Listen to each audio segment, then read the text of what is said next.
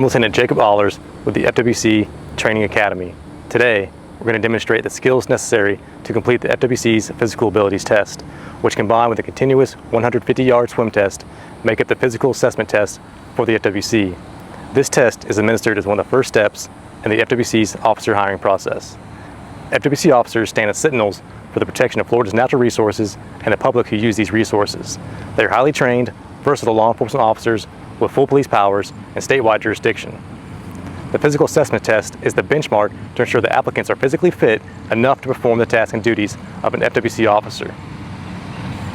Today, we're going to go over each component of the test and describe how to successfully complete each one. A passing score on the physical abilities test is 8 minutes, 27 seconds or lower.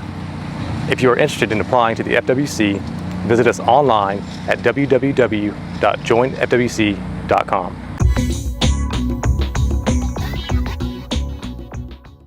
To begin, the candidate sits on the ground facing away from the course. When instructed, he or she stands upright, turns and runs 500 feet to the hurdle component. When the candidate reaches the hurdle, he or she jumps over 4 hurdles of various heights, spaced 6 feet apart without knocking a hurdle off its stand. If a hurdle is knocked over, the applicant must reset the hurdle into the upright position and restart from the beginning of the hurdle component. Following the hurdle, the applicant runs 50 feet to the serpentine component.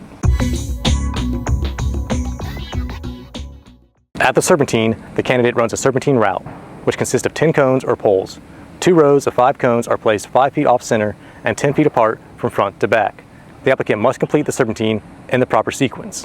If a cone is passed incorrectly, the applicant will be told to stop and begin this component again from the start. Following the serpentine, applicants will run 100 feet to the wall climb. At the wall climb, the applicant must climb over a 4-foot wall. If an applicant cannot clear the wall after one failed attempt, the applicant may, as the time clock continues to run out, opt to retrieve a chair 50 feet away, carry it to the wall, and use it to clear the wall. After the wall is climbed successfully, the applicant runs 50 feet to the bucket carry component. At the bucket carry, the candidate will pick up 2 35-pound kettlebells, which simulate 5-gallon buckets, and carry them 100 feet to the stairs component.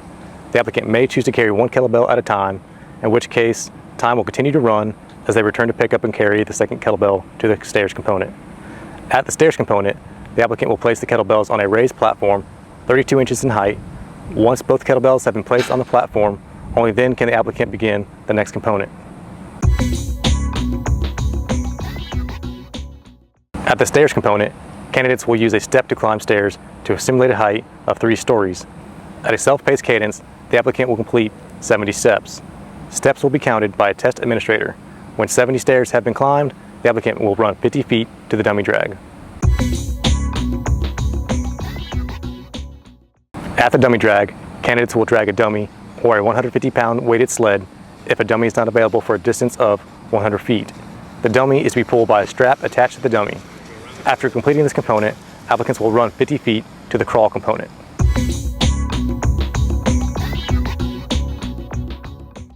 For the crawl component, candidates will low crawl under 3 markers placed approximately 30 inches from the ground at equal distances apart and spread to a distance of 15 feet without knocking any markers from their upright position. If a marker is knocked over, the applicant must restart this component from the beginning. After the crawl is completed, run 100 feet to the ditch component. At the ditch component, candidates are required to jump over and clear a marked area or ditch of 48 inches in length. If the line marking the beginning or end of the ditch is touched, the applicant will be allowed to return to the start of this event and attempt 1 additional time. If successful, they may then continue the course. After the ditch component, run 50 feet to the balance beam. At the balance beam, candidates will cross a balance beam 16 feet long, 6 inches wide, and 6 inches off the ground. If an applicant falls off at any point before completing, they must restart this component until successful. When complete, run 50 feet to the SCUFFLE component. The SCUFFLE is one of the most difficult components included in this test. Candidates must push a sled weighing 180 pounds forward for 20 feet and pull, drag, or walk the sled backward 20 feet to the starting point. The process is repeated 3 complete times. After completing the sled component, run 100 feet to the weapon fire component.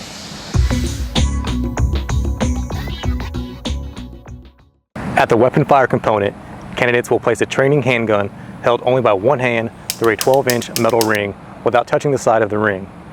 After inserting it fully, candidates will dry fire the training handgun 6 times with each hand while holding the weapon with one hand and arm fully extended. When changing hands, they must remove the handgun from the ring and reinsert it. If the weapon touches the ring, the hand must be repeated from start.